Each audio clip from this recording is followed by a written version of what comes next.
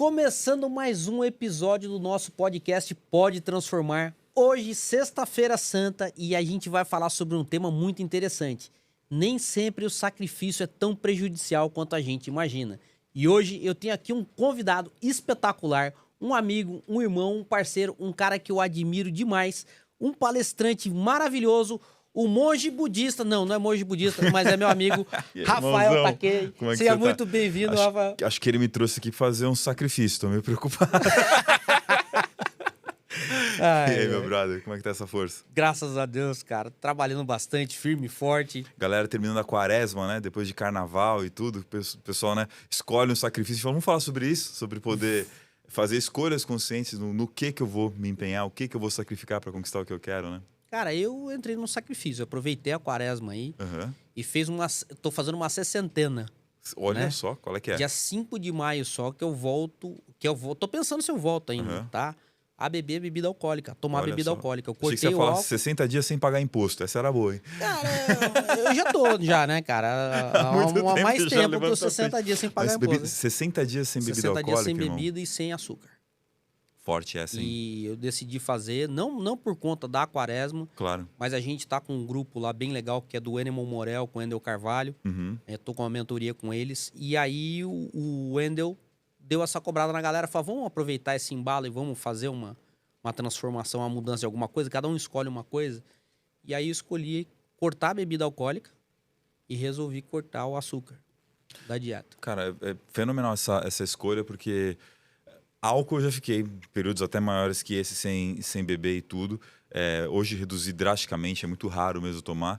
Então eu consigo perceber claramente diferença de quando eu bebi habitualmente, né? Nunca fui assim diariamente, mas toda sexta-feira, no sábado, no happy hour, tava tomando. E quando eu parei, disposição física para treino, uma série de coisas. Eu imagino como é que é o açúcar. O pessoal fala que também que é fenomenal, né? Isso eu nunca fiz. Tenta cortar o açúcar, cara. Vale a pena. Diminui. Vai diminuindo aos poucos. Sabe que eu fui na nutricionista, ela mandou eu parar com açúcar e eu parei de ir na nutricionista. Que nem eu ia falar aqui. Eu fui na nutricionista, ela mandou cortar pão. Eu cortei o pão, passei manteiga e comi, entendeu? E comi essas piadas manjadas de tio. Essas piadas velhas de tio. Boa demais. Minha filha, Rafaela, fala que é piada de boomer. Né? Nossa, demais. Cara, é um barato, cara. Mas é com esse entusiasmo, com essa alegria aqui, cara, que eu quero começar essa sexta-feira de Páscoa, esse bate-papo nosso aqui, trazendo muita luz para as pessoas que estão buscando aí a transformação. O que pode transformar na vida das pessoas. Porque o que eu tenho visto, Rafael? As pessoas estão com muitas dores e muitos problemas hoje. Sim. E estão buscando alternativas e formas de sair dessa zona de desconforto. Por que eu chamo de zona de desconforto? Eu acho errado chamar de zona de conforto. Zona de conforto é um lugar gostoso. Você está deitado no sofá da sua casa, é a zona de conforto. Assistir Netflix é a zona de conforto. Agora, quando tá te incomodando, quando tá te fazendo mal, quando tá te perturbando, quando tá te fazendo infeliz, é desconforto, velho. Não existe conforto na desgraça. Faz muito sentido essa reflexão, irmão. Você entendeu? Não existe. Só quem se acomoda, né? Só quem se acomoda. Mas mesmo que a pessoa esteja acomodada, ela tem a escolha, o poder das escolhas, das decisões. Eu sempre falo isso. De sair de onde ela tá. Vai depender dela. Não é o Rafael que vai tirar, não sou eu quem vai tirar.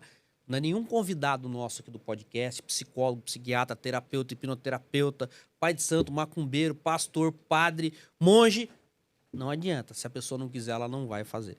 Entendeu? Então, assim, a gente vai bater um papo hoje para mexer com você que está na zona do desconforto, para despertar uma luzinha na tua cabeça, para você realmente fazer o sacrifício de levantar, sacudir a poeira e dar a volta por cima.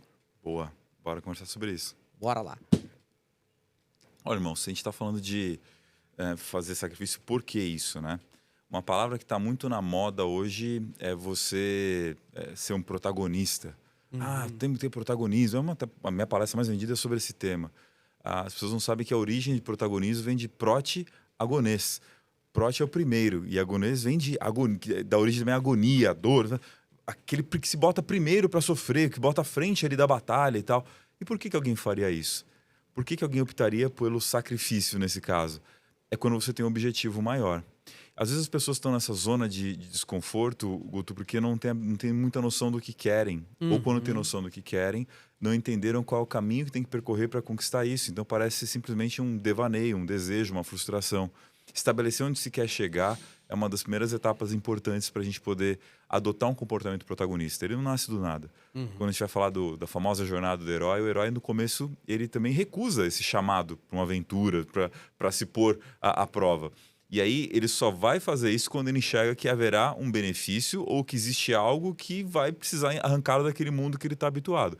Por exemplo, qual foram as suas motivações específicas para falar eu vou dar um tempo com bebida e açúcar? Porque é uma coisa que você consumia frequentemente.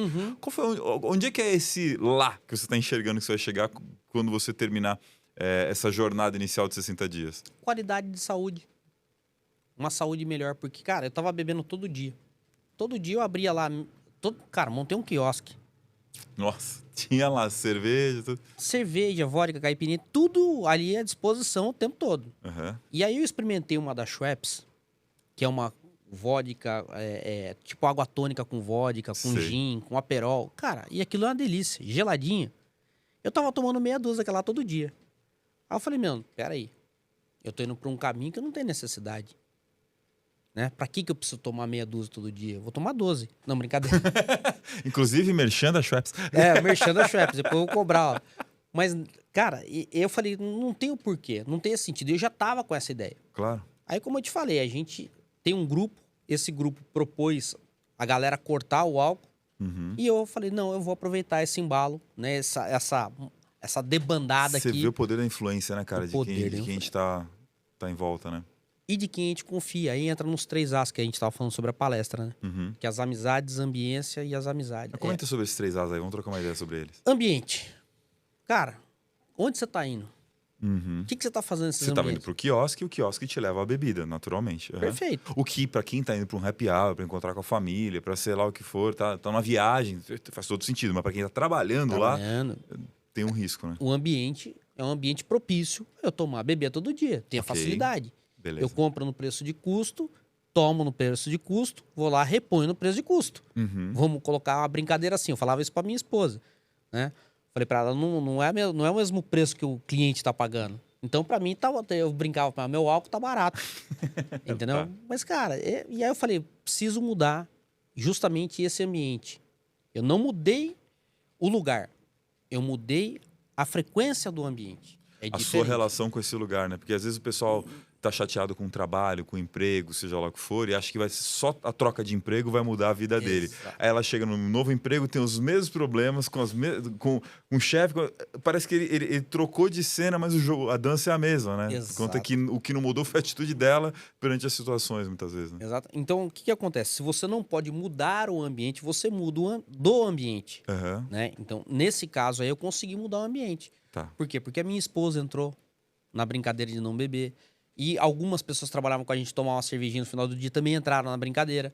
Então, assim, a galera entendi. tá... Então, nós mudamos o ambiente. Perfeito. E com isso, a gente mudou a ambiência. A energia, a frequência do lugar. A gente tá trabalhando mais feliz, tá trabalhando mais alegre. Legal. E é o ambiente, qual que é o segundo? Ambiência. Tá, entendi. Ambiência, que é a sua relação com o ambiente. Entendi. Exatamente. E isso tem a ver com as amizades e como é que você teve que renegociar com essas amizades a relação que você tem com elas, né? Exatamente. Então, E como eu tenho um quiosque, até desculpa te interromper, Claro. como eu tenho um quiosque, toda hora tem amigo. Ô, vamos tomar uma. Cara, tô na 60ena aqui, eu fiz um propósito comigo mesmo de ficar 60 dias sem beber. E aí, você sabe o que é mais engraçado? Tem amigo meu que vira e fala assim, então eu vim aqui, eu vou tomar hoje, amanhã eu vou ver se eu consigo entrar nessa frequência que você tá. Eu falei, vou quebrar o quiosque. Você vai fechar o quiosque e abrir um açaí.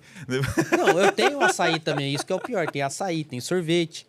E aí eu cortei o açúcar e cortei o álcool. Então eu tô na frente do sorvete, que é uma coisa que eu gosto toda hora. Maravilha. E tô de frente pra geladeira da cerveja, cara.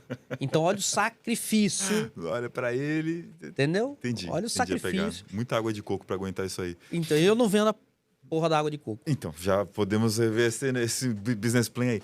Cara, em relação às amizades, um dos desafios de conseguir transformar a sua relação com o ambiente, no meio das amizades que eu vejo, é que tem uma frase que eu uso bastante que diz que cuidado com o que você aceita das pessoas, você está ensinando como elas podem te tratar. Perfeito. E aí, quando você vê, né, a pessoa toda vez que você encontra com ela, você já tem uma rotina, já faz uma coisa, tá? Então, você tá criando uma relação com essa pessoa. Seja uma relação isso a gente vai ver no meio corporativo, mais agressiva, ou de passividade, ou de de dominância. Então, assim, você vai ensinando a pessoa como ela pode te tratar.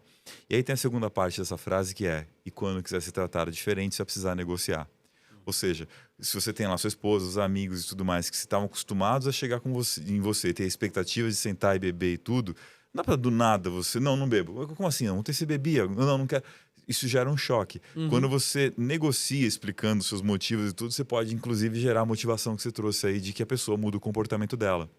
Isso aí, às vezes, quando a gente tem um relacionamento difícil com familiares, com amigos, com colegas de trabalho, a gente tem que estar disposto a esse sacrifício de que a mudança da relação que eu tenho com essas pessoas vai requerer da minha parte eu entrar numa negociação com essa pessoa do que ela pode e do que ela não pode esperar de mim. E que eu preciso entender que o outro lado também vai pedir coisas de mim e vai começar ali concessões dos dois lados de como é que vai ser essa relação dali em diante, né? Tem que ser uma via de mão dupla, na verdade. Precisa. Né? Precisa ser essa relação entre amigos, familiares. Precisa ser. Só que o que eu vejo hoje, Rafael, e uma coisa até que me entristece, eu vejo que tá tendo muito cabo de guerra. As pessoas, ou por ego, ou por teimosia, ou por se achar donas da razão, elas começam naquela cabo de guerra e nenhum dos lados quer ceder. É. Eu tenho visto muito isso. Outro dia eu presenciei uma cena de um casal de amigo, cara, que eu olhei e falei, cara... E eu chamei os dois pra conversar, chamei um de cada vez, né? Falei, vocês estão entrando num cabo de guerra que vai destruir a relação de vocês. Vocês têm 18 anos, vocês estão juntos aí, e vocês estão brigando por uma coisa tão tosca. Tipo, vou dar um exemplo, tá? Tipo assim, eu gosto do macarrão com molho vermelho, eu gosto do macarrão com molho branco. Desculpa, faz os dois, pô. Dá pra agradar os dois. Não precisa um abrir mão de uma coisa, fazer o sacrifício em detrimento do outro. Não precisa. E ficar bufando, e ficar reclamando. Dá pra fazer os dois. Eu vou dar um exemplo pra você, de um outro exemplo que eles estão discutindo. Porque assim, ele gosta de jogar futebol. E ela gosta de fazer a zumba. Só que ela vai fazer a zumba na segunda e vai jogar o futebol na quarta. Falei, por que não vai pra zumba na quarta e ele vai jogar o futebol na quarta? Ou ele, né, pega de repente e vai jogar futebol na segunda e ela vai pra zumba. Voltam os dois felizes. Porque eles estão reclamando, ali tava o cabo de guerra. Tá um pouco ausente, ele não tá aqui. Prefere os amigos do futebol do que ficar comigo. Aí ele vira e fala assim, mas ela prefere as amigas da zumba do que ficar comigo. E eu tava no meio, cara. Claro, entendi. Sim, entendeu? Entendi. Eu tava no meio. Depois eu peguei e fui trocar uma ideia. Falei, bicho, é fácil ajustar. Entendeu? Não é um sacrifício que você vai ter que fazer, tipo assim, vou ter que amputar um braço, vou ter que deixar de fazer uma coisa muito séria ou muito forte em sacrifício do outro. É que a negociação, ela tem um roteiro para não entrar nesse cabo de guerra, né? Porque é meio que natural da pessoa querer defender o lado dela, Sim. né? E aí como quebrar esse roteiro perverso em que você vai ver que um casal tá num pé de guerra, chefe e líder e liderado entram nisso, dois colegas de trabalho. Eu gosto muito de usar um roteiro que são os 4 Cs da negociação. Tá inclusive lá no livro que eu trouxe para você, né, de presente sobre gestão com propósito, da última vez que eu estive aqui. O que são os 4 Cs? O primeiro C é você compreender. A gente entra na treta falando, você não tá me entendendo. O outro fala, não, você não tá me entendendo. Os dois são certos. Um não tá entendendo o outro mesmo. E aí, esperar que o outro te entenda, você vai ter que começar. Se você quer chegar numa solução mesmo, você vai ter que dar esse primeiro passo de confiança, que é o quê? Me conta, qual dia você prefere dançar zumba? O que você está esperando? Que tipo de macarrão que você prefere? Como que a gente pode... Você começa com perguntas para poder compreender a expectativa real da pessoa. Não pressupor de que você já sabe. Não, mas eu já sei o que ela quer, já sei o que ela está pensando. Você está pressupondo. E mesmo que você saiba, ao fazer perguntas para se esforçar para compreender, você vai conseguir a coisa mais importante, que é fazer o outro se sentir compreendido. E uma vez que o outro se sentiu compreendido, aí você consegue fazer ele te compreender nos nossos próximos 2 Cs, que é o quê? Primeiro C, compreender. O segundo é concordar com o que for possível. Então, você falou, o casal, um quer macarrão ao sugo, outro quer macarrão com molho branco. Concordar com assim, nós dois queremos macarrão? Macarrão a gente faz 2 molhos, ou seja, tem uma parte que a gente pode concordar.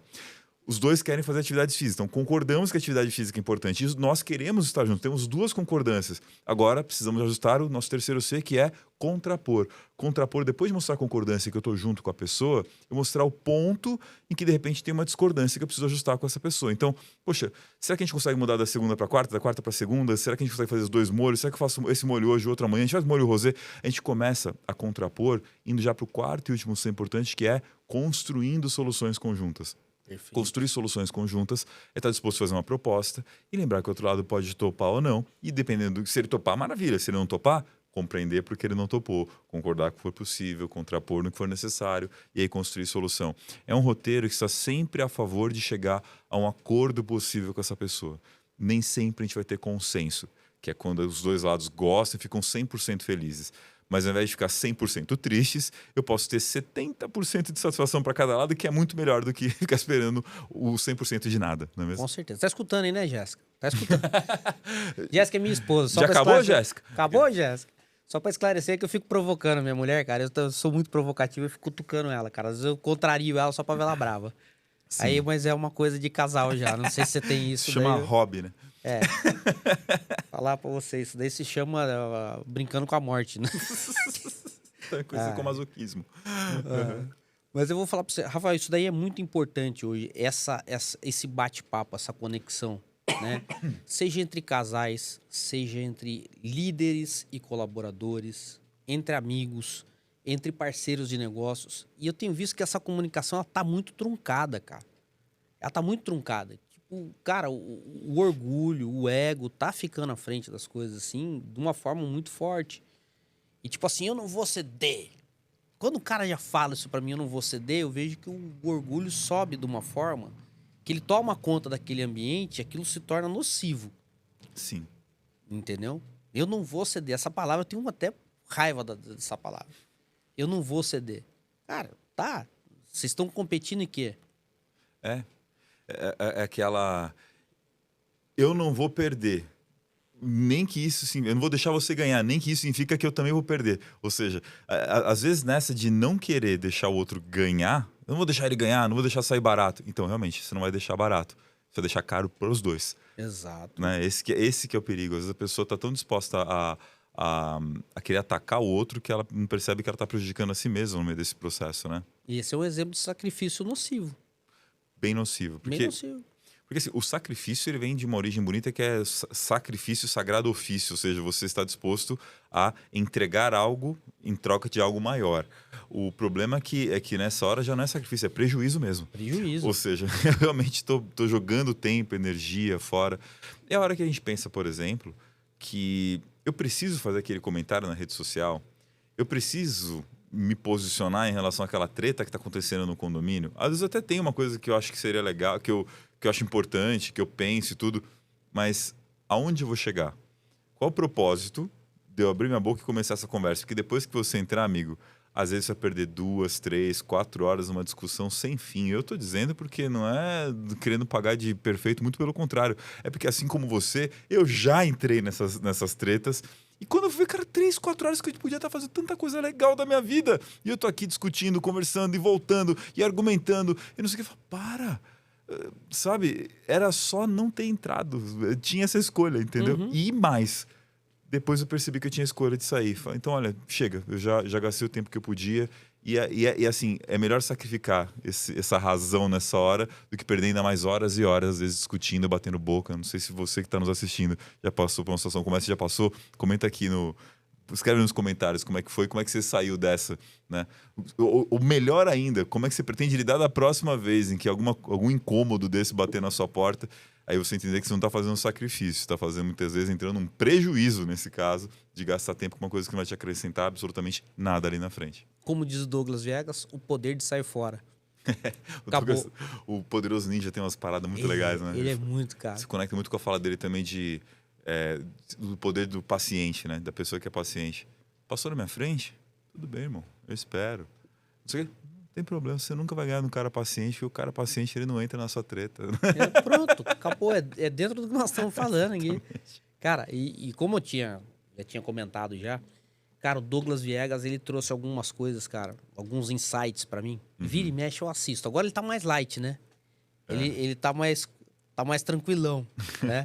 Não sei se você percebeu. A convivência, né? Com outras pessoas também que trazem outras perspectivas, acho que ajuda. Ah, mas eu gostava dele quando ele vinha no pancadão, porque ele vinha, cara, e dava canelada no pé da orelha, cara. Tipo o Muay Thai, sabe? Sim. E o cara ouvia ou ficava surdo. Ele não tinha uma terceira opção, né?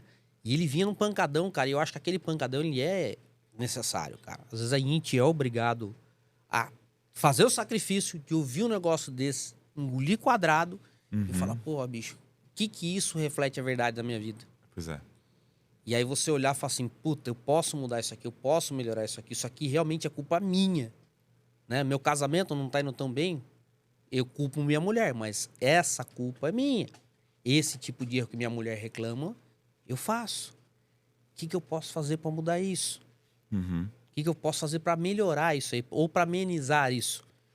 Que é ficar inconformado, que é não tomar forma de que vai ser desse jeito para sempre. Que eu vou mudar a partir desse incômodo que me causa. E às vezes uma entrada como a que o Douglas traz. E o meu papel, meu trabalho como palestrante, em boa parte, né, das empresas, quando elas me contratam, é justamente para causar um incômodo direcionado, cirúrgico. Falando analogia, cirurgia nada mais é do que isso. É uma violência. Você abre a pessoa, você mexe com uma coisa ali para conseguir chegar no resultado final. Mas com um bom cirurgião, a gente tem que saber o que está fazendo, onde é que está mexendo e com que objetivo que a gente está, né, provocando as pessoas em direção a uma mudança de comportamento. Sim. É assim, eu tô falando do Douglas Viegas, mas é o meu ponto de vista também. Porque de repente vai ter um outro cara que vai ver ele falando desse jeito e não vai conseguir interpretar e compreender. Ah, e você não agrada todo mundo com a sua mensagem, Não. não atinge 100% das pessoas. Mas você vai desenvolvendo formas e técnicas que atingem um público maior, dependendo do que você faz, ou de forma mais ou menos efetiva, dependendo da linguagem que você tem, né, ao se apresentar.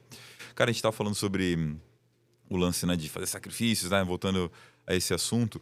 Uma das coisas que levou um tempo para eu perceber nessa jornada de escolher o sacrifício que a gente está disposto a fazer é a diferença de prazer e gratificação.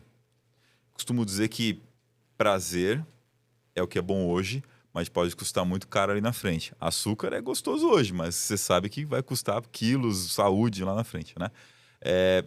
Gratificação é aquilo que custa caro hoje, mas pode ser muito bom lá na frente. As horas que você senta para estudar, o trabalho que você para fazer, né? Todas essas coisas elas têm isso aí. Aí eu normalmente em palestra eu pergunto: o que é mais importante, prazer ou gratificação? Pela indução que a gente faz, galera, gratificação. Aí eu falei: os dois. Você precisa sim ter certa dose de prazer para conseguir te dar energia, para conseguir usufruir da vida que você tem. Mas você também precisa de gratificação para ter uma vida a qual usufruir, que é através da gratificação do que a gente faz, trabalha, se esforça hoje, que a gente conquista o que a gente vai ter amanhã. Qual que é a dose, então? É meio a meio? Não. A dose é você que vai perceber de acordo com o seu momento de vida. Eu já tive momentos na minha vida que eu parecia o pai do... O Júlio, o pai do Todo Mundo Odeia o Chris, sabe? Tive 3 empregos. Meu marido tem 3 empregos. Que negócio. E foi uma fase que fez sentido. Uma determinada idade, em um determinado momento, aquilo que eu estava conquistando. Cara, eu estava, muito focado em gratificação, em construir coisas e tal, abrindo mão de prazer. Depois eu comecei a ver que era uma jornada excruciante, era exagerada, era um ritmo de trabalho que não era saudável, me consumia, tirava o meu prazer, satisfação com a vida, e depois aquilo que eu conquistava não recompensava o esforço. Então, ajustar esse ritmo de acordo com o momento da nossa vida é o que tem a ver. Eu pergunto para quem está assistindo a gente, né, nesse sentido. Qual está sendo a sua dose hoje do usufruir, ou seja, do prazer, do tempo que você gasta com energia, com redes sociais, com comida, e qual é o tempo que está na gratificação, no seu esforço, na energia que você coloca para construir algo? Você, às vezes, vai precisar mexer nessa balança em alguns momentos da vida, porque, às vezes, você está trabalhando demais e não está conseguindo usufruir aquilo que você está construindo, e, às vezes, é o contrário. Às vezes, você está numa vida muito hedonista, muito em busca do prazer, e está deixando de construir o seu futuro, os seus próximos passos, né? Cada um vai saber sua devida dose a partir daí para ver o que está construindo na vida, né? Você falou dessa questão de trabalhar em 3 empregos. Agora, com o quiosque, parece que eu tô trabalhando em 3 empregos. Que a gente entra às 7h30 da manhã, a gente abre para servir café da manhã e vai até o último cliente, praticamente, 00:30, 1h da manhã. Então, assim, tá sendo um sacrifício muito grande, mas eu falei pra minha mulher, falei, isso daí tem que ter prazo, porque senão vai escravizar a gente aqui dentro desse negócio. Vai ter que colocar colaborador com o passar do tempo para poder fazer o negócio funcionar também, né? A gente já tá colocando, tá montando a equipe lá, é que a gente pegou em cima da temporada. Então, assim, tô falando isso daí, gente, pra vocês entenderem o que é a questão do sacrifício. A gente tem um objetivo, minha esposa tem um objetivo, ela quer fazer uma determinada coisa, fazendo o que ela estava fazendo, ela não estava conseguindo atingir essa determinada coisa, então ela trouxe mais uma coisa para somar e agregar para ela atingir o objetivo dela. Sim. Você entendeu? Então, a gente está fazendo um sacrifício momentâneo para que ela consiga o que ela quer realizar. E eu tô junto com ela nessa daí. Porque o legal de ser companheiro é isso. Tá junto é tá junto. Com certeza. Né? Abrir mão de algumas coisas. Fiquei bravo no começo, né? Mas tive que abrir mão de algumas coisas. Por que você me arrumou esse problema? Cara, eu não queria quiosque, cara. Eu brinco assim com ela que hoje eu entendo o seguinte. O sonho de muita gente é ter um quiosque na beira da praia. É, né? Vou largar tudo, vender coco na beira da praia. Vou ter um quiosque na beira da praia. Tá, beleza, é Uma legal. pousada. Hoje, o meu sonho é ajudar quem quer ter o sonho de quiosque na beira da praia a ganhar dinheiro. Entendi. Como? Eu quero ficar milionário, vou lá no quiosque, sento, como, bebo, pago uma conta cara, o cara fica feliz que vendeu bem, eu ajudei o sonho dele. Pronto. Tá vendo? Pensando que minha baita parada empreendedora. Mas não Boa. deixa de ser empreendedor. É O muito, sonho- porque vai ter que vir dinheiro de algum lugar, né? Entendeu? Vai ter que dividir dinheiro em algum lugar. Mas o que eu brinco assim, que o sonho do outro às vezes não é o sonho da gente. É. A gente tem que entender, porque às vezes a gente se sacrifica pelo sonho do outro e esquece da gente. Uhum. E a vida é muito curta. Muito curta, Rafa. Eu tenho acompanhado algumas pessoas que têm assistido o nosso podcast e que às vezes a pessoa entra lá no inbox, manda uma mensagem no direct, meio que desabafando, cara.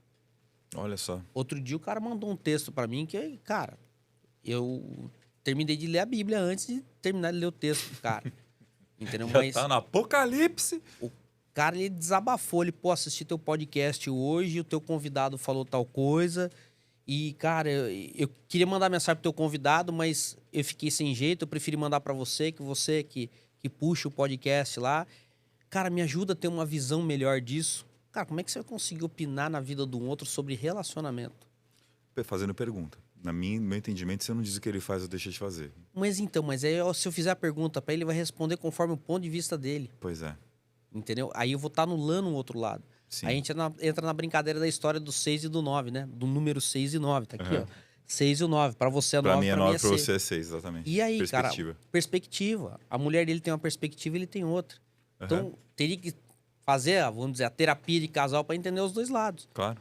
Mas não é minha área, não é minha função. Não. E Aí aí, troquei uma ideia com pergunta ele. Falei pra ele, falei assim, fulano, olha, tenta ver com a tua esposa, cara, o que tá acontecendo. Aí volta no que você falou, compreender, Uhum. né? Para, escuta, ouve, não pensa em retrucar. Anota o que ela tá. A hora que ela começar a falar, você anota. Primeiro que você vai quebrar o senso crítico. Daqui a pouco ela vai olhar, você tá anotando o quê? Não, tô anotando aqui pra a gente não perder o fio da meada. Sim. Anota. Porque tudo que eu tô fazendo agora, eu anoto. Eu falei pra ele, anota o que você vai fazer. Anota o que ela tá falando.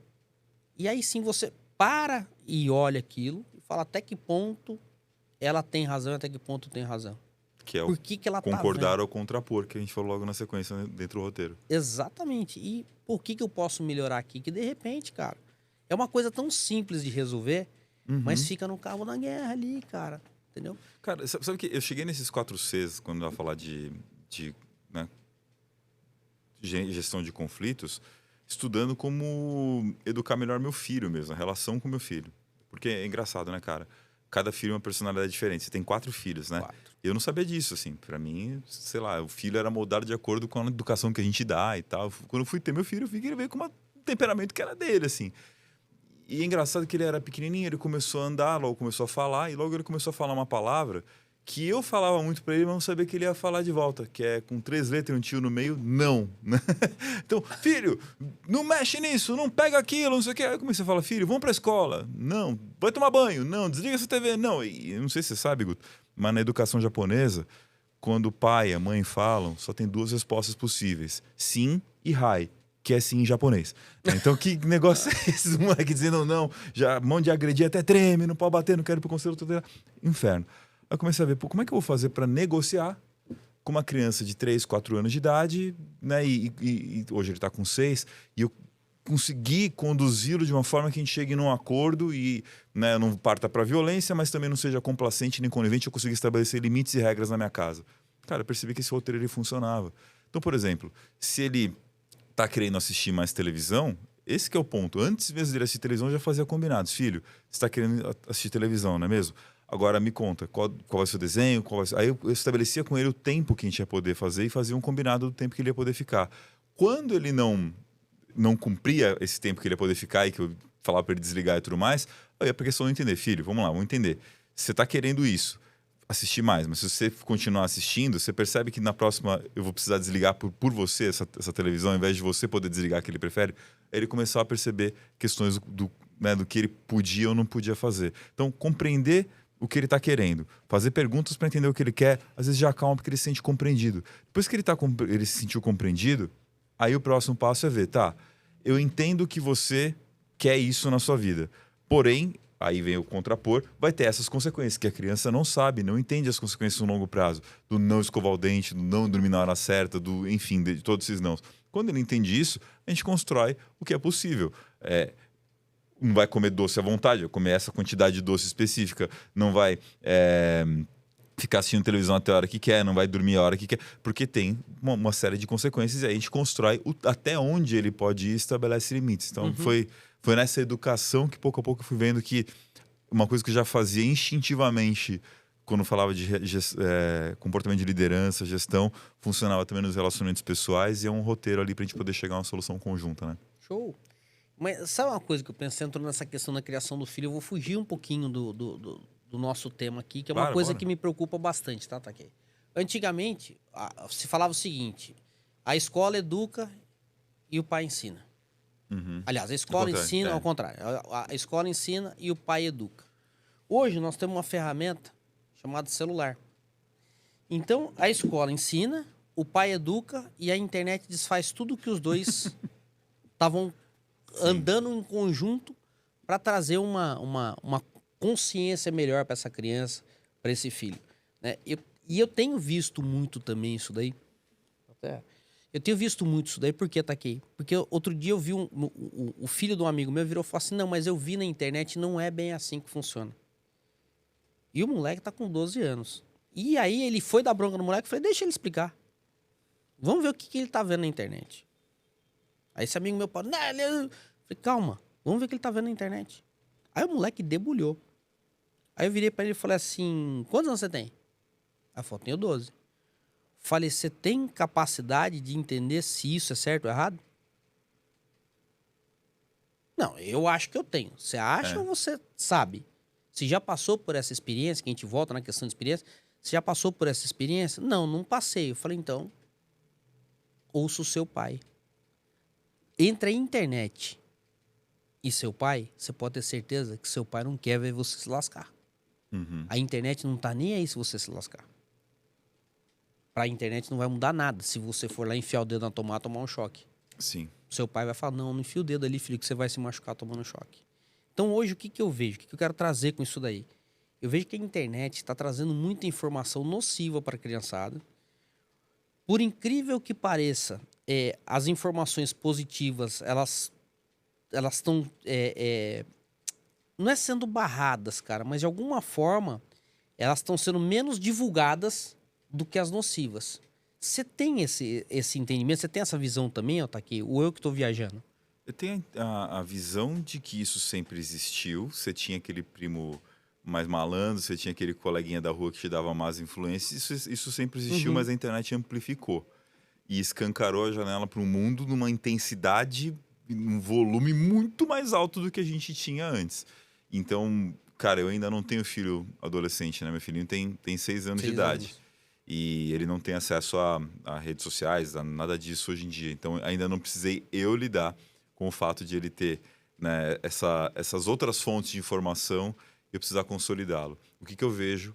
Aqueles a quem eu consulto como pais, como, né, referências para mim em educação dizerem de que uma vez que a adolescência é um momento de contradição, é um momento de revolta, é um momento de se opor a quem ele foi até então, até para se descobrir no fim das contas. É aquela coisa, né? Você construiu uma tese quando criança com ele, a adolescência é uma antítese, você põe contra essa tese, você testa tudo. Eu fui assim, não sei como é que você foi na minha adolescência, eu testei tudo que eu... Mala. Então, e depois como adulto você chega numa síntese, que é então assim, o que eu vejo meus amigos que, né, eu vejo como parâmetro de criação dizendo: dê bons valores na infância, dialogue muito, se torne uma referência para o seu filho durante a infância, de alguém que ele possa ter segurança para dialogar, para tirar dúvidas e tudo. Saiba que na adolescência ele vai fazer cagada, vai quebrar a cara e vai ouvir maus conselhos e vai se dar mal.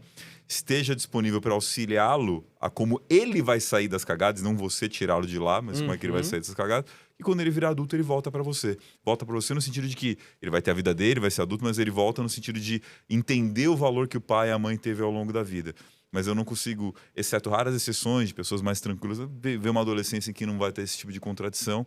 E a gente tem realmente essa dor de ter que lidar com um volume, uma intensidade e uma complexidade maior, porque a internet escancarou aquilo que as influências negativas ou antagônicas daquilo que a gente acreditava que era certo já tinham naturalmente uma criação pré-redes sociais e internet. O que você acha disso, Guto?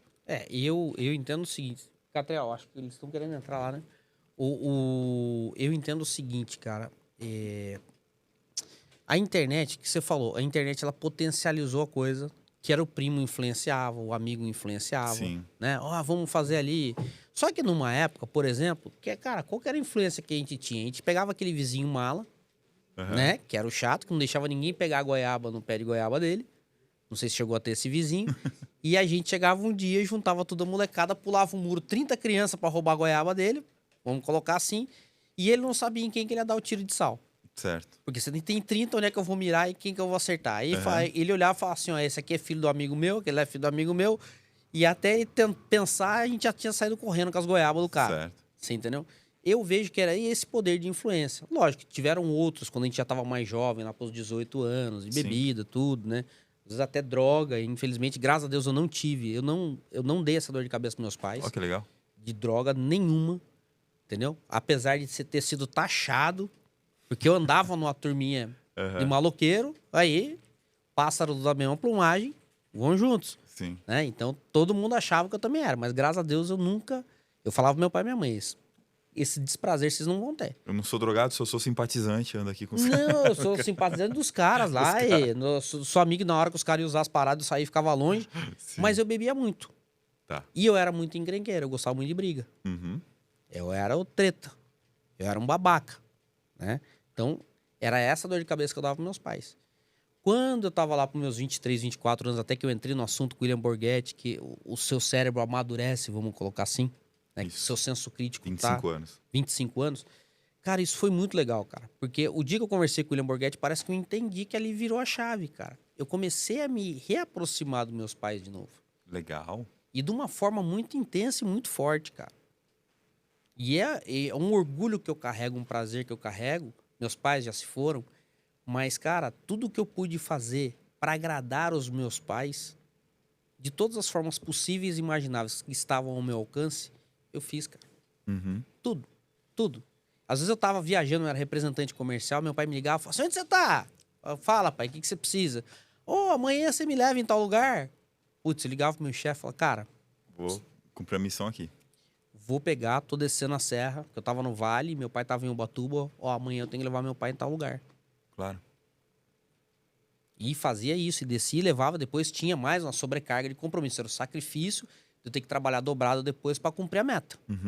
Mas era um sacrifício que valia a pena, cara. Era um sacrifício gostoso tá aqui.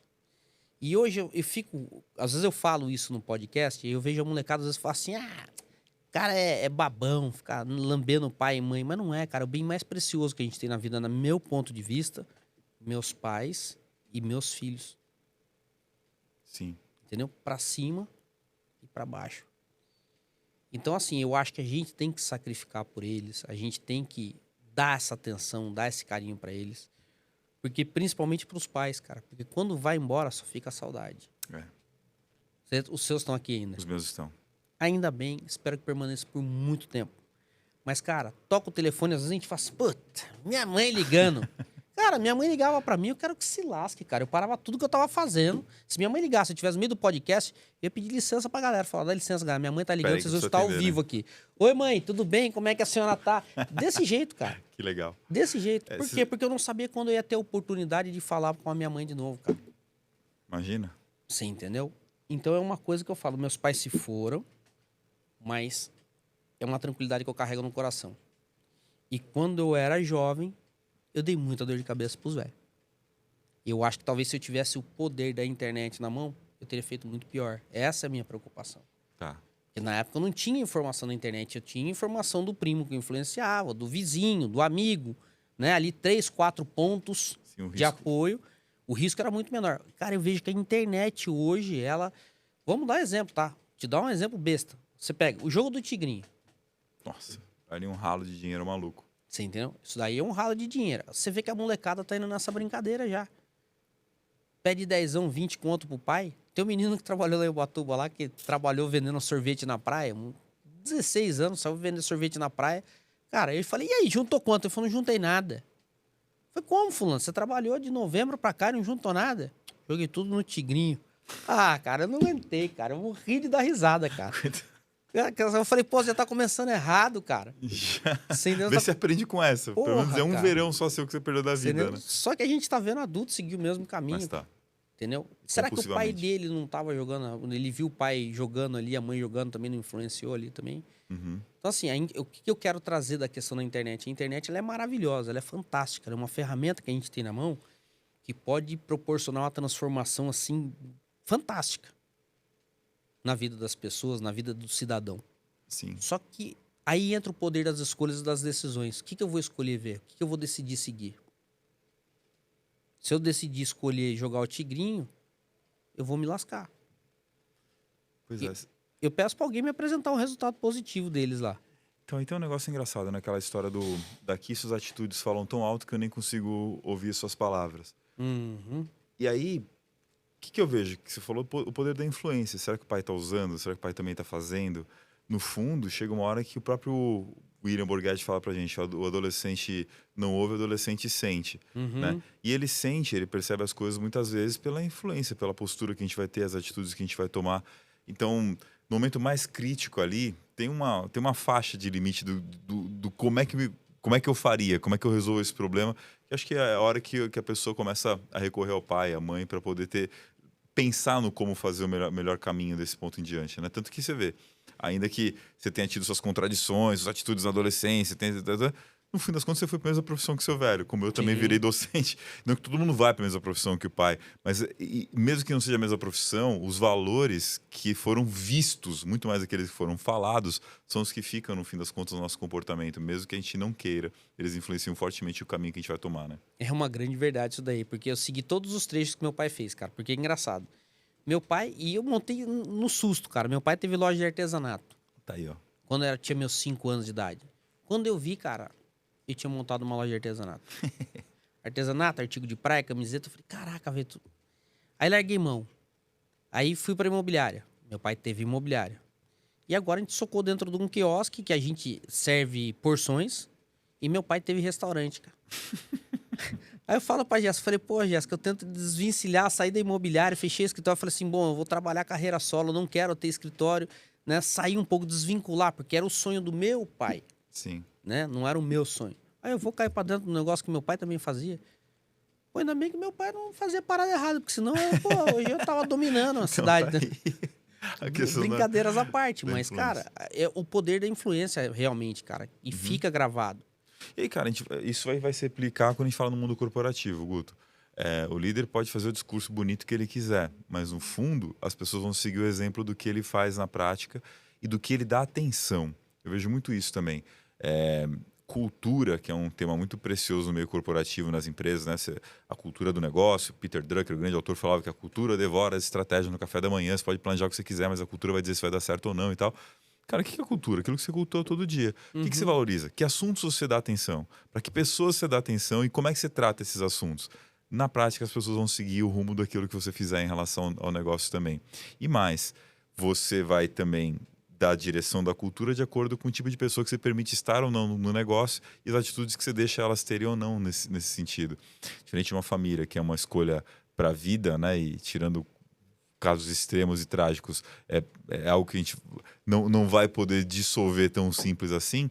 Num negócio, a gente precisa ter essa noção de trazer para perto de nós aquelas pessoas que têm a ver com esses valores, têm a ver com essas práticas e que mostram pelas atitudes dela também de que cultuam aquilo que é importante para nós, né, irmão? Com certeza. Eu, até voltando ao assunto dos pais, dos exemplos dos pais, eu abri o escritório porque meu pai pediu. Sim. Eu não queria a parte imobiliária, não queria ter um escritório.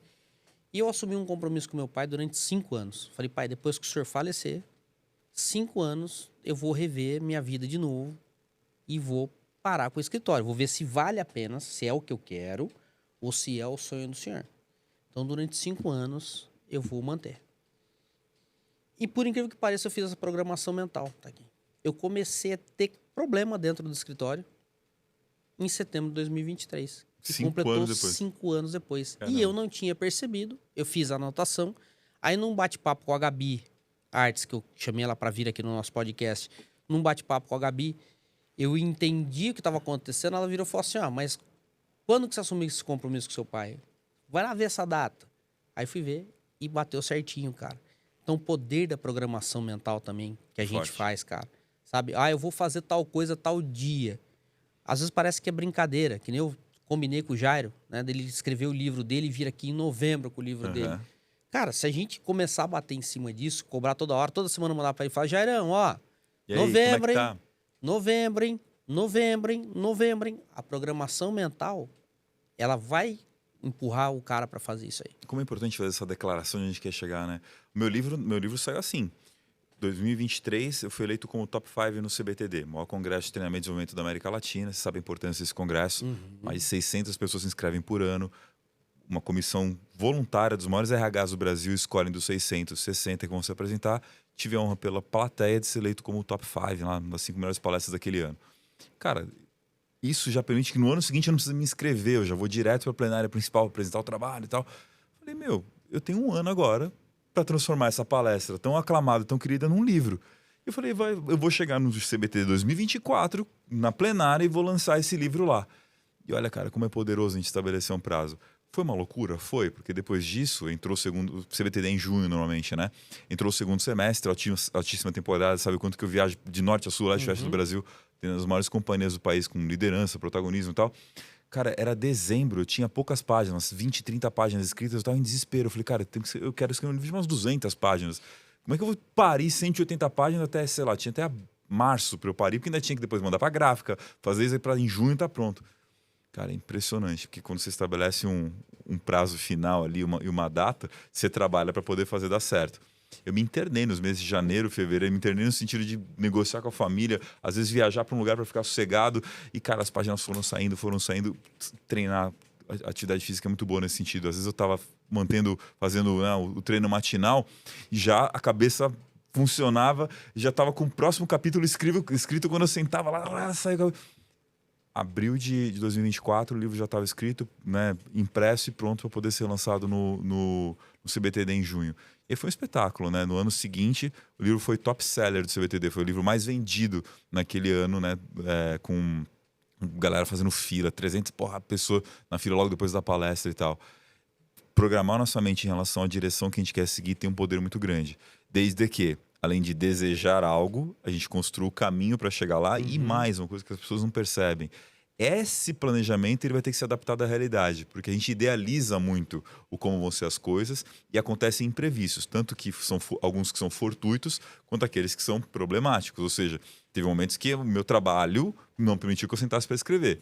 Porém, teve momentos em que eu recebi, de repente, uma mensagem de um colega de desenvolvimento humano que tive num insight, falando, putz, isso aqui ia ficar legal, escrever no livro, pedir autorização pro cara, citei ele no livro também e tal. Então, cara, você vai tendo que jogar com o que a vida real te traz em cima do plano para se manter focado em direção ao que você está planejando, né?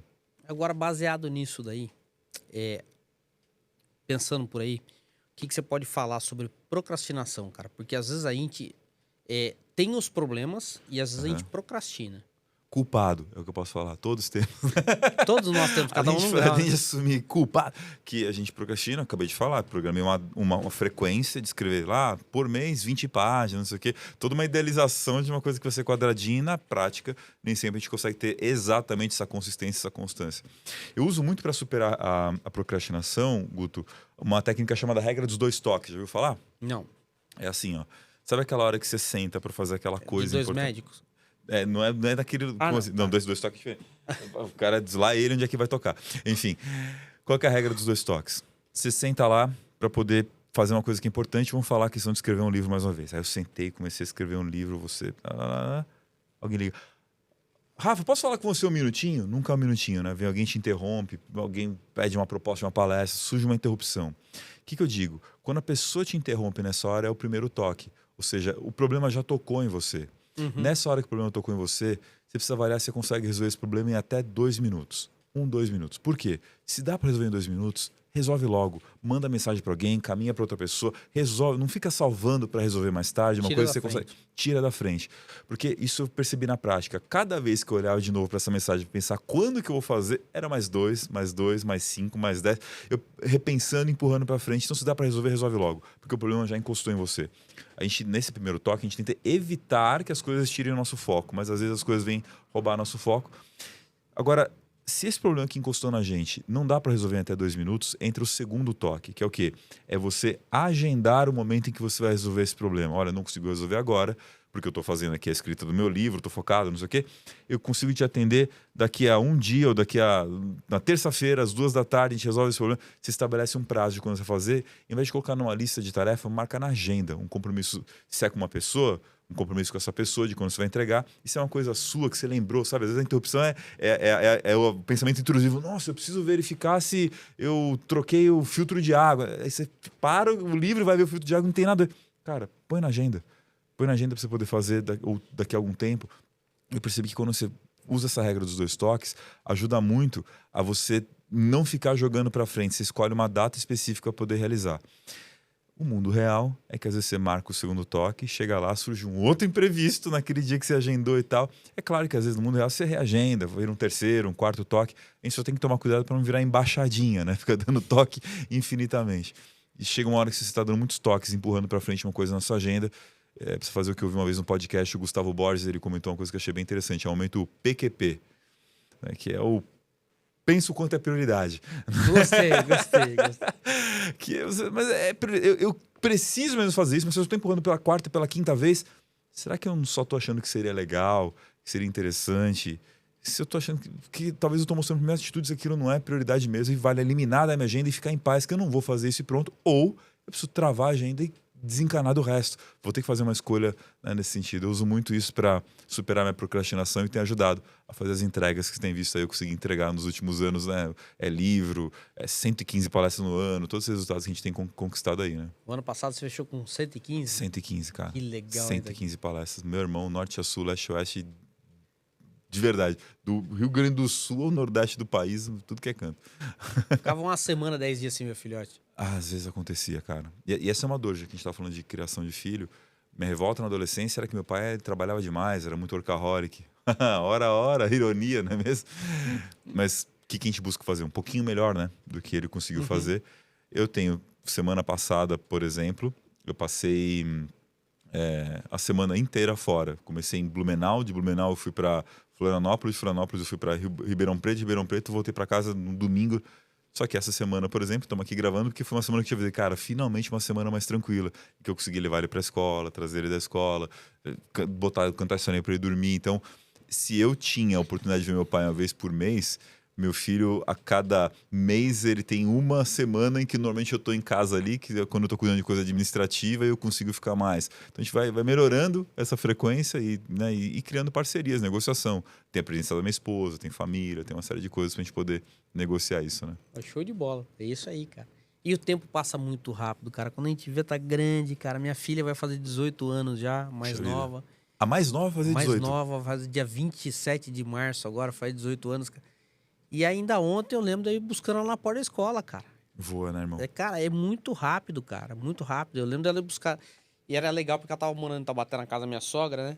E aí, cara, eu ia buscar ela na porta da escola. E aí tinha uma outra Lívia. Aí a moça da escola gritava assim: Lívia Saboia, Lívia Narese. Cara, era muito gostoso porque ela vinha correndo aquele jeitinho dela, pequenininha. Cabelinho curtinho, cara, blusinha, sainha, via, pai, não sei o que. Entrava no carro e contava história, que ela brigou com não sei quem na escola, que no outro dia ela tava feliz e que ela ficou triste porque ela tirou 9,8 em matemática. Ela entrou no carro chorando, cara. A gente chorando. Que se matava pra não tirar nota vermelha. Putz, cara, sabe? Tirava um C, ficava feliz, cara. Aí ela entrou no carro, cara. E aí essas recordações é o que vale a pena da vida. De verdade, tá? É esses momentos que valem a pena na vida. E é isso que é o gostoso, cara. Você pôr a cabeça no travesseiro e você relembrar, passar aquele filme na tua frente ali, de tudo que você viveu e proporcionou para quem você ama. Olha que legal a frase que você falou, valer a pena. Valer a pena. O que me tornou nacionalmente famoso como palestrante e tal, é uma filosofia que vem lá da terrinha dos meus ancestrais chamada Ikigai, né? cuja tradução, Ikiviver, gai, valer a pena. Ikigai é o que faz a sua vida, o seu esforço, o seu trabalho valer a pena. Conecta com a temática do nosso episódio de hoje. Valer a pena significa que existe uma pena, ou seja, existe um sacrifício. O que faz valer os seus sacrifícios diários. Um dos riscos que tem na questão da internet, que a gente estava batendo papo mais cedo, é uma vida idealizada que parece que vai ser só prazer, só felicidade, só alegria, e que as pessoas estão tendo uma vida que as coisas só dão certo. Isso é um martírio, porque essa vida não existe. E ela nem é satisfatória no fim das contas. O que é satisfatório de fato é quando eu consigo ter obstáculos e superá-los, e eu percebo que a superação desses obstáculos, o que eu faço para superá-los, vale a pena. É assim, a criação dos filhos, você vê ela agora com 18 anos, tudo que você passou para essa menina chegar até aqui, por que a gente se sente tão bem, se sente tanto orgulho? Porque você sabe que você teve uma contribuição de fato com aquilo, sabe o quanto você se empenhou, né, naquela criação. O que faz um negócio ser válido é você perceber também o tempo, a energia que você gastou, as pessoas que você construiu, um casamento. Tudo aquilo que é valioso de fato requer que a gente se dedique àquilo para construir o valor que ele vai ter para nós. Nossa, cara, é uma delícia, cara. E quando a gente vê as coisas dando certo, quando a gente tem o sacrifício e a coisa tá gerando um resultado positivo, É maravilhoso. puta, vale muito a pena. E vai ter muito sacrifício que a gente vai fazer, que não vai dar o resultado que a gente quer, né? A gente vai ficar triste, vai ficar moado, mas a gente não pode se apegar no que não tá dando certo, cara. Ou no que não tá nos fazendo mal, cara. Outro dia, por exemplo, volto no escritório. O escritório já não me fazia mais bem, cara. Não tava mais feliz no escritório. Você fechou aquele escritório lá? Fechei aquele escritório lindo, maravilhoso, do jeito que Nossa, ele era maravilhoso mesmo. tava. Do jeito que ele tava, eu entreguei a chave pro proprietário do imóvel. Só tirei os objetos pessoais, uma TV que eu tinha lá, que era meu xodó, e 2 cervejeiras. Aqueles carrinhos bonitos que o Miguel levou um seu, inclusive. Ah, é? Tá guardadinho. Miguel é meu filho de 6 anos, tá guardadinho, ele brinca pra caramba. Que Né? barato, cara. Então, cara, larguei tudo, cara. Lembra do bar? Lembro. O bar montado, meu amigo. Não tirei um copo, não tirei um uísque. Pô, era só atravessar a rua e levar no quiosque lá. Né? Mas eu não tinha pego o quiosque ainda, cara. Aqui a minha mulher preparou uma armadilha pra mim com o quiosque, meu Deus do céu. E aí, cara, a adega de vinho completa, tudo, cara, tudo. Geladeira, micro-ondas, as mesas, as cadeiras. Cara, porque eu não fazia mais parte do que eu queria na minha vida. Sim. E aí eu falo da questão da gente trabalhar o desapego, cara. É o sacrifício do desapego. Meu, se não tá valendo a pena, não gasta mais energia com aquilo. Se não tá te fazendo bem, não gasta mais energia com aquilo. Cessa, a vida é muito curta. Entrega pra alguém pra quem vai fazer sentido, inclusive. Abre essa vaga, né? Abre esse espaço no mundo. Perfeito, cara. Perfeito. Se você não quer, tem outro que queira. Em tudo. Seja em negócio, relacionamento, tem outro que quer. Então passa pra frente, não fica sacrificando. Porque a vida passa rápido. Aí você vai chegar. Hoje eu tava comentando isso com o Jairo. Porra, Jairo, tô chegando nos 50. Se eu viver até os 75, 2/3 da vida já foi pro saco. Olha aí. 2/3 da vida foi pro saco. E aí, será que eu vou ter o mesmo gás agora dos 50 aos 75 pra fazer o que eu queria fazer no passado? Dizem que é outro, né? Aí que tá o problema. E é outro, né? É mais sábio, é outro ritmo, né? É diferente de quando a gente era jovem. Tem que aprender a operar nesse... Então, mas aí você tem você troca o gás pela sabedoria. Né? Então você começa a errar menos e também fazer menos. Pois é. Porque você já não tem mais a mesma energia. Entendeu? Então, o que vale a pena fazer de sacrifício pra gente ficar tocando uma coisa que a gente não quer mais? Então, o sacrifício, tem um podcast muito legal em inglês chamado The Next Big Idea, né? A próxima grande ideia, que ele pega autores de livros bem relevantes para poder falar sobre ideias dos seus livros e tal. E tive um autor que ele falava sobre os 5 tipos de riqueza. Eu achei bem legal isso sobre a questão que a gente está falando de vida, né? A gente pensa inicialmente da riqueza financeira, e sobre isso a gente falou amplamente aqui, de você construir carreira. Ele tem dicas, inclusive, sobre a riqueza financeira. Ele tem 7 dicas que ele gostaria de ter no começo da carreira para conseguir ter ido melhor. É muito bacana. Mas ele fala de outras riquezas importantes. Ele fala, por exemplo, de você ter uma riqueza física. O quanto que a gente planta hoje, a riqueza que a gente vai ter amanhã para ter tônus muscular, para poder ter... Né, eu vejo... em familiares que às vezes têm uma saúde debilitada porque não cuidaram do físico ao longo da vida. Outra riqueza importante é a riqueza emocional, né? De você conseguir aprender a perceber suas emoções, lidar com suas emoções, perceber a dos outros e tal. Ele fala também de uma riqueza muito importante, que é a riqueza mental.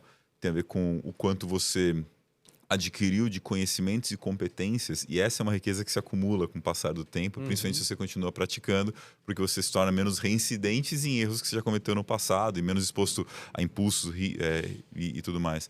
Mas tem uma riqueza que, às vezes, ela é muito subestimada e a primeira que a gente joga pro espaço quando está procurando a primeira, que é a grana, que é a social. Que são os relacionamentos que você constrói ao longo do tempo, da vida. É aquela mensagem que você manda para os pais, é o jeito que você atende ou não atende. Hoje, depois de 20 anos morando no interior, eu voltei para São Paulo, né? Para acompanhar a minha esposa e ajudá-la na carreira dela como executiva de multinacional, já que eu, como palestrante, posso morar em qualquer lugar. E aí, cara, a gente decidiu que uma vez por mês a gente vai reunir os meus 4 irmãos com a minha mãe.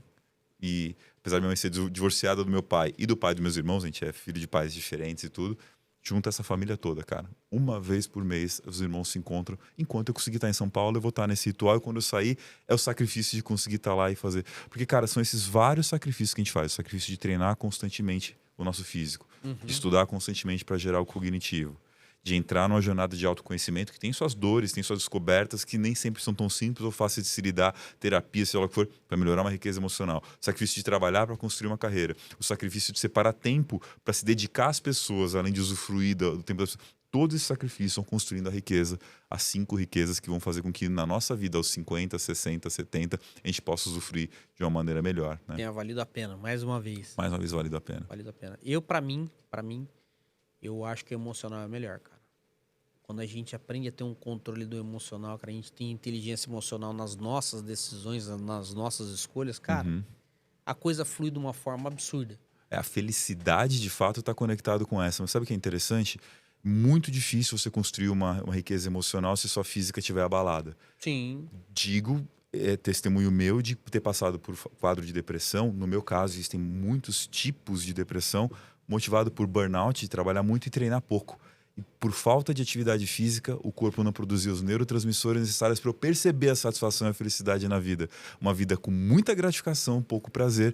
E aí, por mais que eu me esforçasse, não tinha emocional que segurasse aquilo. Foi começar a desacelerar o trabalho e aumentar o treino, a satisfação e a energia voltou e aí eu consegui voltar até a qualidade emocional.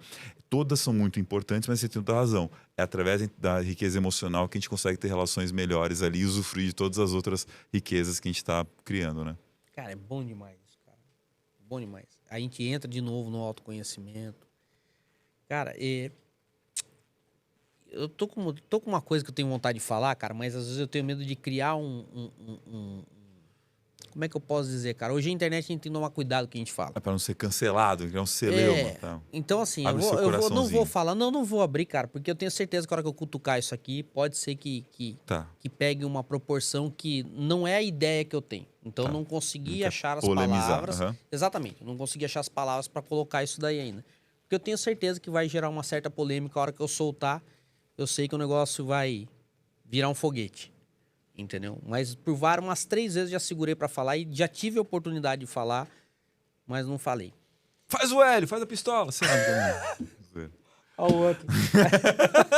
Pronto, agora subiu, agora, viu, pronto, foi pra agora tudo que é lado. Tudo, cara. Agora não faz nada, faz o que você quiser da tua vida, tá bom? Seja feliz aí. Eu acho o seguinte, a escolha é individual. Claro. Eu acho que a gente tem que escolher o que... E quando a gente escolhe, a gente assume as responsabilidades. Né? Eu vou dar um exemplo pra você.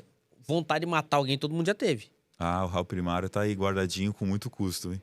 Perfeito. Mas o sacrifício que não foi pra se segurar, você entendeu? É as escolhas. Né? Então, bicho. Mais uma vez, eu quase falei de novo. Depois você conta, escreve no papel quem está querendo matar e eu vejo aqui. Não quero matar ninguém, não. Graças a Deus não tem. Estiver te provocando, não tenho essa vontade, cara. Mas, puta, cara, eu tenho vontade de falar uma coisa que eu acho que ela pode chegar de uma forma preocupante, cara.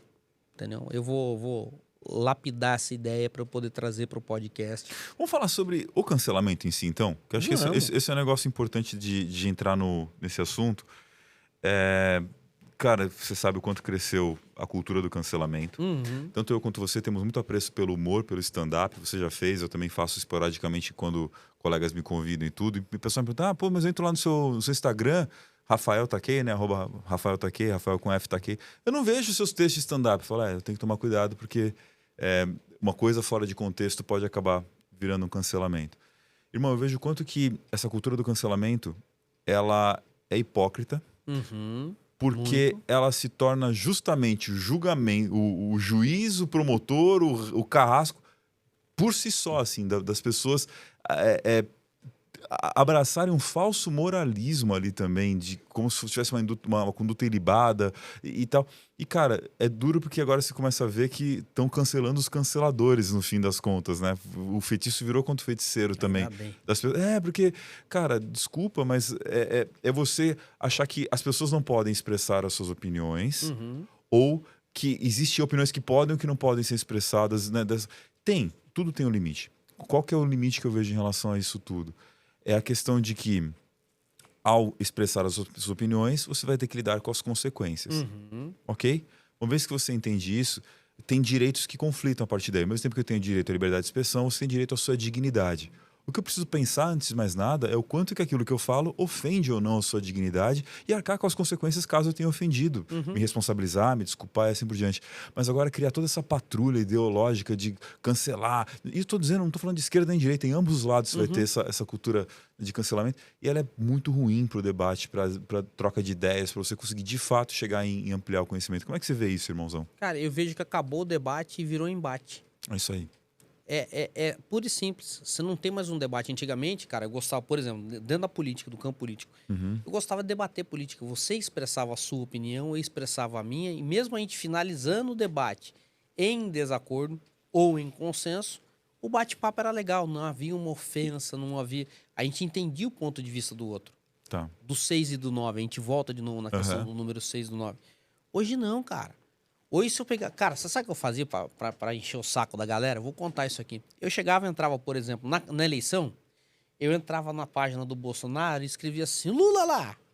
Só isso eu escrevia. Não falava mais nada. E tá do Lula gritava, mito!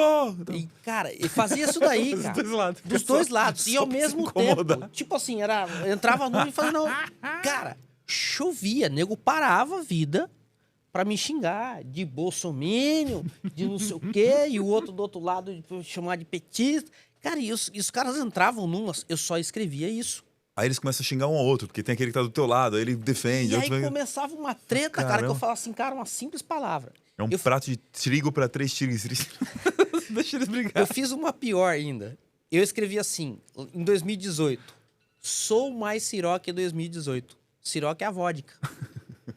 Cara, a galera não lia, cara. E vinha moendo, cara. E vinha moendo e batendo. E, cara, era muito louco.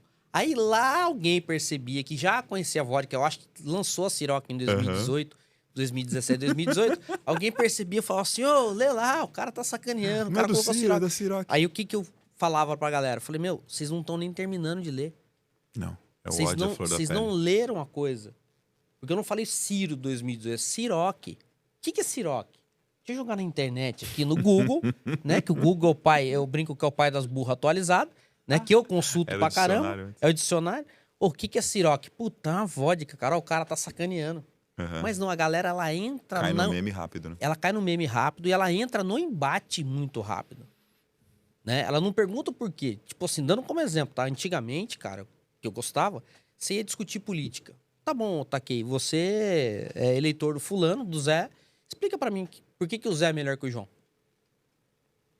E aí eu vou começar a trazer o meu ponto de vista, o que me favorece. E a política, na democracia como a gente está, ela é por representatividade. Eu vou necessariamente precisar ter pluralidade de ideias. Eu tenho alguém que representa o interesse do patrão, do colaborador, diversas áreas, e essas pessoas se conversam e chegam na...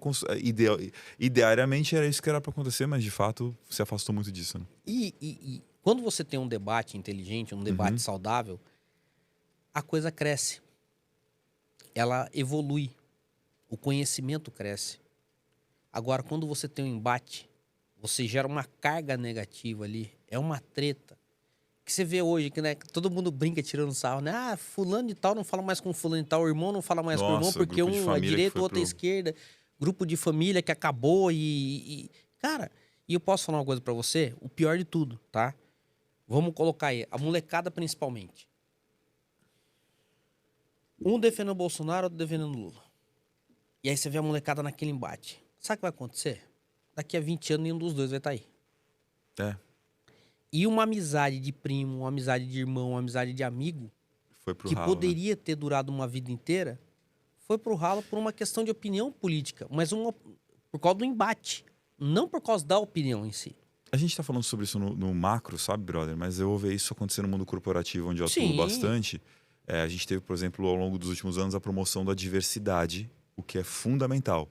Você ter pessoas que vêm de origens sociais diferentes, que têm, né, gêneros diferentes, tem tudo, tem classes sociais, tudo isso é muito, etnias diferentes. Quanto mais diverso, mais preparado a gente está para ter ideias inovadoras, diferenciadas e tudo. Mas sabe qual que é o problema? Não adianta você só botar um monte de gente diversa enfiada no mesmo lugar, que aí você só vai gerar divergências. Exato. Uma palestra que eu acabei criando, inclusive, para tratar sobre esse assunto é diversidade de propósito, como transformar as divergências em convergências. As pessoas têm propósitos diferentes, têm propósito, vem de proposito, que me leva para um novo lugar. Cada um tem uma necessidade pessoal, um ikigai, uma coisa que faz a vida dele vale a pena. Nosso papel, muitas vezes, como líderes, como negócio, é pegar agora que eu juntei esse monte de gente que pensa diferente e desenvolver a habilidade de botar as pessoas para dialogarem, conversarem, transformar essas divergências, esses muitos pontos de vista, em convergências. O que, apesar das nossas diferenças, nos une e faz com que a gente consiga trabalhar bem. E nessa hora, Guto, surge o que eu chamo de 3 As da diversidade. O primeiro A, quando uma pessoa é muito diversa de mim, seja na política que a gente está falando agora há pouco, seja porque eu acho que tem que fazer o trabalho usando Word, você acha que tem que ser Excel, eu acho que tem que ser Apple, você acha que tem que ser Microsoft, sei lá, qualquer diferença que a gente tem, primeira coisa que eu tenho quando uma pessoa pensa diferente do que eu penso, eu vou ter o A da aversão. Eu vou realmente ficar pistola com essa pessoa, porque ela pensa diferente, ela gosta de outra cor. Isso me causa uma rejeição natural, porque eu vou buscar normalmente me aproximar de quem eu me identifico. O que a gente vai ter na diversidade que ajuda as pessoas a darem o próximo passo é quando eu passo a conhecer o outro. E aí lembra da compreender, fazer perguntas, entender e tal, eu consigo entrar na aceitação. A tão famosa tolerância. Eu aceito que ele pense diferente, que ele prefere isso, que ele usa aquilo e tudo mais. É bom, mas não é o suficiente, não é nem o melhor. O que a gente busca com a diversidade corporativa, nos negócios, nas organizações, na família, é a gente conseguir chegar no terceiro A, que é a admiração. Que é eu perceber que o outro, por ser diferente, ele passa a complementar coisas que eu não tenho em mim. Cara, eu lembro um grande parceiro de trabalho meu, Cristiano Santos, da People DH, o dia que a gente fez um teste de perfil comportamental, aqueles DISC, né? Cara, o dele era diametralmente oposto ao meu. Quando eu vi isso, eu falei, cara, quer ser meu sócio? Pelo amor de Deus. Porque enquanto eu sou esse cara mais dinâmico, que sai, que tem ideias, que bota a coisa pra ação, né? Influenciador dominante, ele é o cara com conformidade e estabilidade. Organizado, estável, programado e tudo. Você junta os dois. A primeira sensação que dá é que ele é meio marcha lenta, que ele tá pondo... Sempre tem muita pergunta aí no Avan. E a dele é, pô, esse cara é desorganizado, ele tá muito... Quando a gente para de ter aversão, para aceitar, entender que o outro é daquele jeito e vai para admiração, eu vejo, cara, e se eu pegar esse meu dinamismo, se pegar essa meu rabo de foguete e ele organizar e tudo mais, aí fica imparável. É isso que a gente precisa entender muitas vezes na complementariedade de um relacionamento, de uma amizade, da dinâmica política, no fim das contas, fechando esse ciclo do que a gente estava falando, de que os raciocínios de esquerda e direita são 2 lados de uma moeda, que de um lado você fala de progressismo, de melhorar as condições sociais, e de outro você fala de conseguir gerar mais riqueza. As duas coisas são importantes para a construção de uma sociedade, no fim das contas. A engrenagem. E não vai ter... Exato.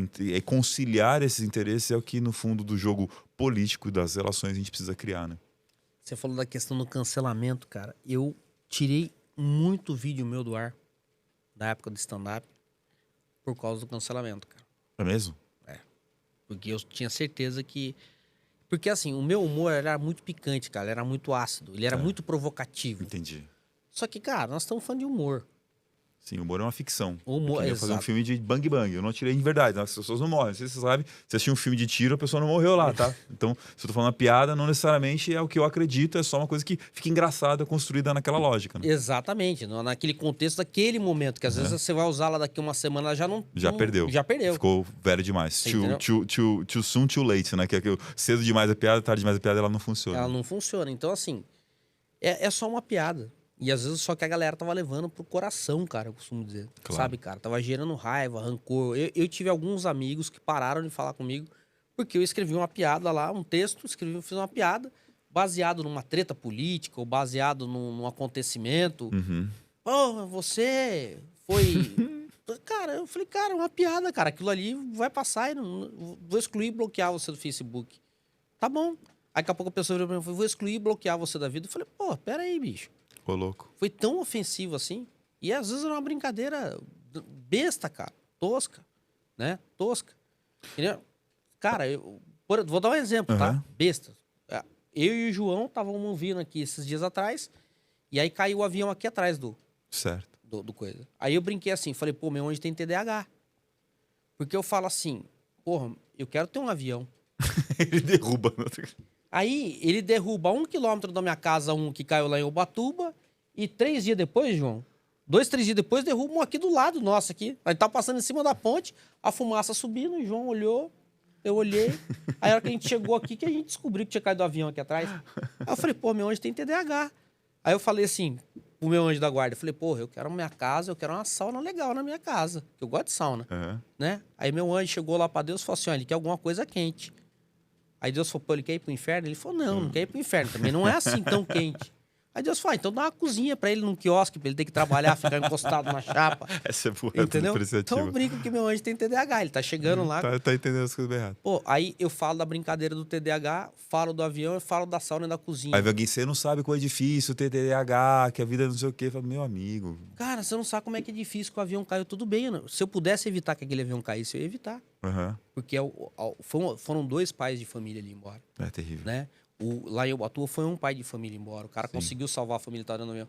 Mas, cara, olha o contexto. Então eu falo isso aqui e o cara vai pegar numa outra visão e falar uma groselha lá. É isso que é o difícil, Otakei. Sim, entendeu? Puta. É difícil porque é o seguinte, cara. O humor é uma força de caráter. Das 24 forças de caráter que a psicologia estudou, é uma delas. Nem todo mundo tem de forma mais elevada. Tem gente que não consegue perceber o humor, como tem gente que não vai ter tanta humildade, como tem gente que não vai ter tanta coragem, como vai ter gente que não vai ter... Então, o caráter ele é construído dentro dessas várias nuances. E o humor nem todo mundo consegue perceber, entender, e ela rapidamente pega o humor e transforma em insulto. É por isso que, assim, faço stand-up, gosto, adoro. Sou consumidor e sou praticante, né? Agora... eu percebo que o humor não tem limite, o contexto sim. Eu não posso fazer essa piada em qualquer lugar, de qualquer forma, até porque na minha plataforma as pessoas não vão normalmente para procurar humor e eu não vivo disso, eu vivo de desenvolvimento humano e tal. Então, a minha piada fora de contexto pode sim ser ofensiva e ser dolorosa para essas pessoas. Eu vou num show de stand-up, vou fazer um show de stand-up, quem vai para lá vai para ouvir piadas e vai para conhecer o humor que eu faço. Então, essa pessoa está disposta a ver o que eu tô querendo fazer lá. Esse que é um desafio que as redes sociais, a internet e tal, trouxeram para alguns humoristas. Você está scrollando, o algoritmo joga na tua cara uma piada e fala, mas peraí, eu não queria, entendeu? Ah, então é só não ver, beleza, eu bloqueio e não vejo mais, mas as pessoas não têm esse discernimento de entender que essa piada, que é piada, que não é opinião, que não sei o que, tem, por incrível que pareça, tem uma habilidade a ser desenvolvida aí para a pessoa conseguir entender uma coisa, discernir uma coisa da outra, cara. Aquele dia que a gente foi com o Diogo Portugal no show dele... Ah, é verdade, você foi, né, naquele show que eu até fiz uma canjinha lá com o meu open mic. Foi da hora, cara. E assim, você sabe que foi muito engraçado, cara? Tinha uma mesa na nossa frente que tudo ela se ofendia. Tá de brincadeira. Não, tudo ela se ofendia. Você via pela cara. Teve uma hora que a mulher pegou assim, cata o copo assim, ela vira de lado assim, toma água ou cerveja, não sei o que ela tava tomando. Ela virou de lado e tava eu e... eu não lembro quem que tava sentado do meu lado. E virei e falei assim, ó, repara pra você ver. A mesa tá num show de stand-up e tá incomodado com o humor. Faz sentido. Bicho, o que você foi fazer lá? Ah, mas eu não que eu ia pro culto ali, eu desviei e caí aqui, né? Sei lá, cara. Sabe? Pô, eu não consegui entender o que você foi fazer na porra do lugar se você não tá satisfeito. Por exemplo, o Diogo Portugal, a gente sabe que ele tem uma linha de política, mais de direita. Política, mais direita. A gente sabe que o Diogo Portugal, ele Mas bate... que sacaneia o Bolsonaro também, ele faz tudo isso aí. Todo mundo, ele entra, ele bota todo mundo no mesmo balaio e sacaneia todo mundo. Mas todo mundo sabe que ele tem uma vamos colocar assim, uma piada mais agressiva, mais forte.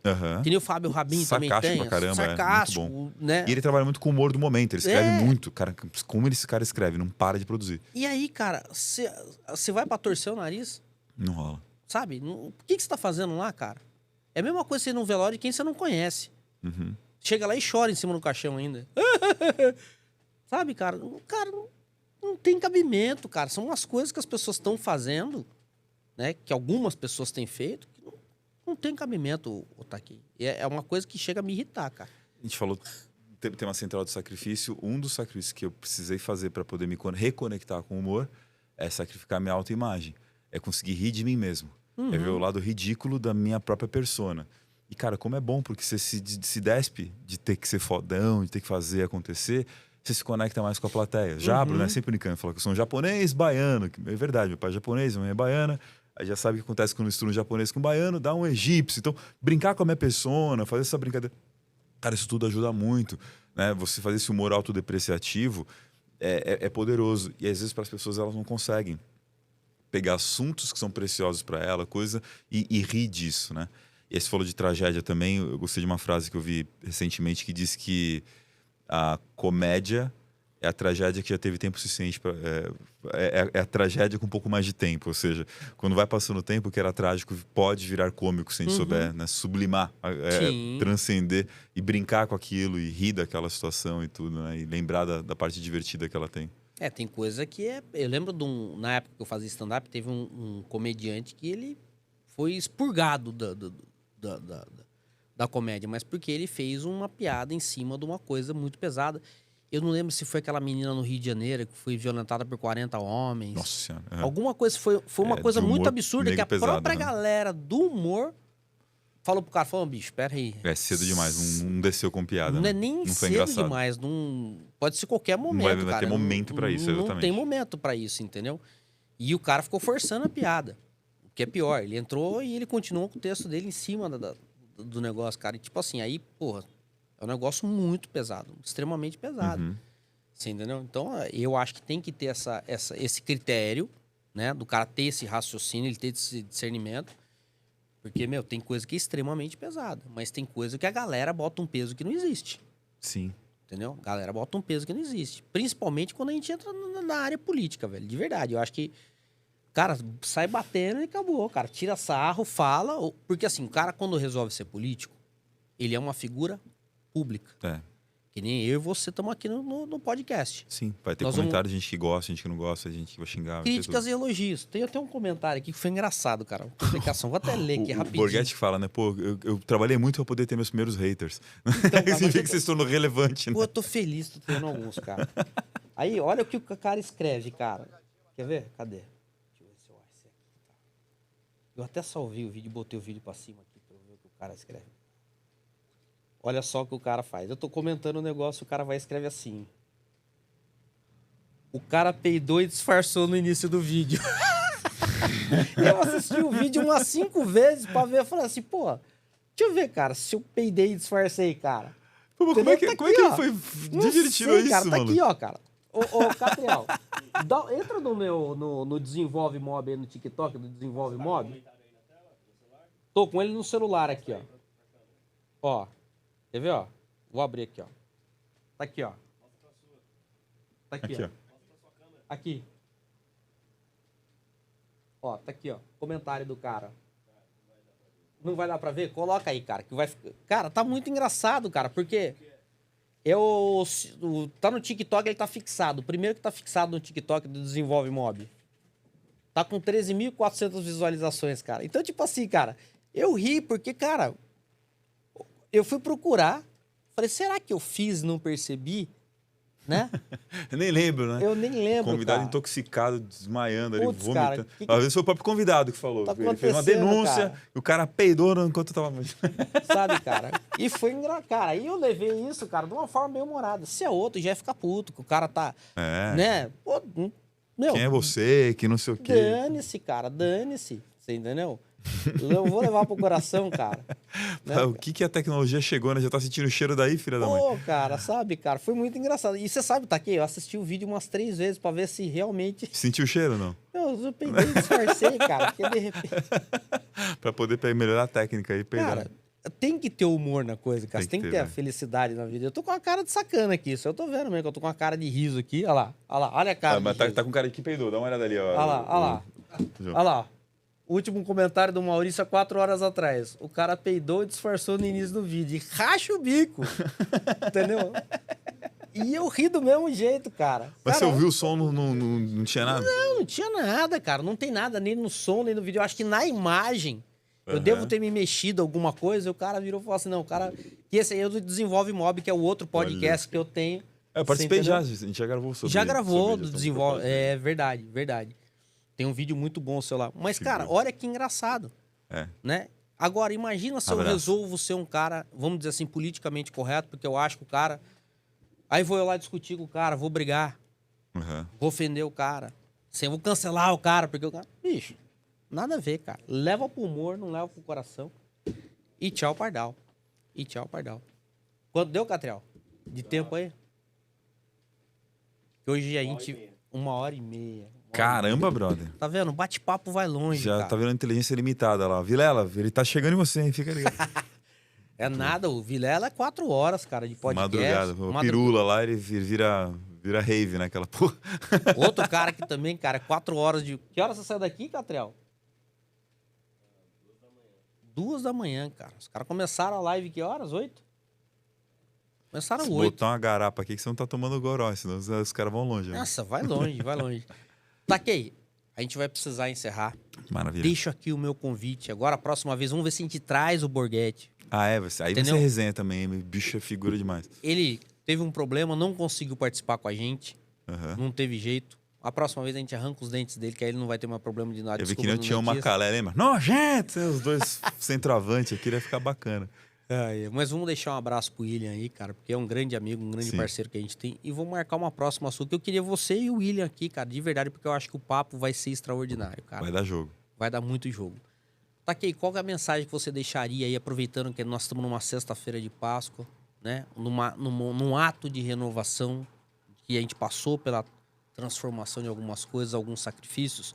Qual a mensagem você deixaria para os nossos ouvintes aí? A gente falou ao longo dessa nossa conversa sobre as 5 riquezas, né? Um conteúdo que eu tive contato tão recentemente. Eu te convido a isso. Se de repente hoje você está se sentindo meio miserável na sua vida, de que você não tem o dinheiro que você esperava, não tem isso que você queria e tal, olha para as outras riquezas.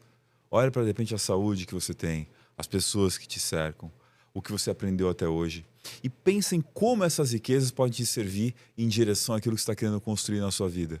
Eu lembro que em alguns momentos mais duros e difíceis da minha carreira, eu pude contar com o suporte da minha esposa, com o acolhimento da minha família, a riqueza social que a gente falou mais cedo. Isso foi tudo que eu precisava para recuperar minha riqueza emocional, voltar a construir minha riqueza física, me dedicar à minha riqueza mental e aí conseguir a riqueza financeira que eu tanto desejava. Olha para o que você tem e aí você vai conseguir construir aquilo que você ainda deseja ter. Maravilhoso, cara. Show de bola, cara. Bela mensagem tá aqui. Inventei agora. Será que colou? Eu não sei. Colou, não, foi fantástico, fantástico. Antes da gente sair, Catriel, coloca o Instagram do Taquei aí na tela pra gente também, para o pessoal poder Instagram seguir o com alto Taquei. conteúdo de sabedoria com fuleiragem, ali com cultura pop. Ai, como é que é? Repete aí. É sabedoria com fuleiragem, é o estilo que a gente usa. Sabedoria, Eu aprendi alto com conteúdo. Chaves, é bom demais, né? O Chaves que ensinava, né? Que meio daquela tom em pé e tal, vingança nunca é plena, mata a alma e envenenar. O cara tá falando de vencer a vingança, né? Ser menos vingativo. É bom demais. Aí, o Rafael Taquei. Estamos chegando a quase 13 mil seguidores. Se fizer 13, faço L. Brincadeira. Nada disso. Ai, ai. Valeu, irmão. Obrigado viu, Taquei, pelo papo. brigadão. Obrigado quem assistiu a gente até aqui. Pessoal, segue o Rafael Taquei aí, ele tem muita coisa boa pra compartilhar com vocês. Segue a gente aí no Instagram também. Pode transformar, .oficial. E também no YouTube. Se inscreve lá em nosso canal para você poder aproveitar e saber muito mais e ver muito mais convidados aqui trazendo dicas e ideias aqui e esse bate-papo maravilhoso. Hoje foi um bate-papo mais descontraído, menos sério, como sempre, né, Taquei? Mais solto ali. Mais solto, os dois da comédia, fica difícil a gente conseguir manter a coisa mais séria, né, cara? Excelente. Beleza? Irmãozão. Taquei. Obrigado, brother. Obrigado. Até a próxima aí. Galera, forte abraço, excelente final de semana para vocês. Tchau.